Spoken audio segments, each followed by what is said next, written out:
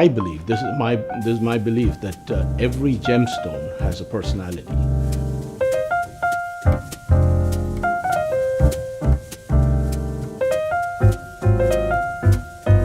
So I grew up in India. That's pretty much home for me. Mumbai, India, when it still was Bombay. I started as a kid in my uncle's store, just pretty much interning for next to nothing. I do not know when it turned into a passion, and you don't buy jewelry every day. So when you buy jewelry, it should be quality stuff, and it should be something that you can pass on in your family for generations to come.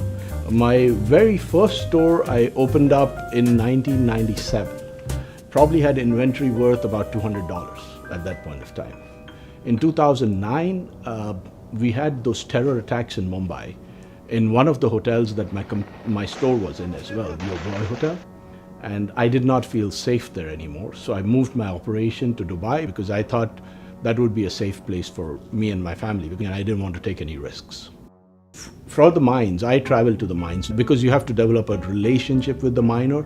So I buy the rough stones. We bring that back to my original factory in Mumbai.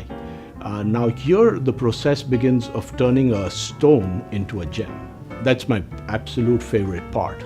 So you decide how to cut it, and then factories. The factory started with 3 workers total.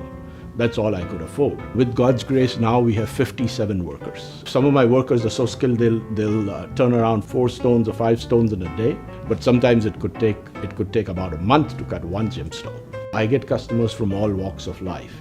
So even something that is worth $100 here, we do everything from scratch. We do everything by hand.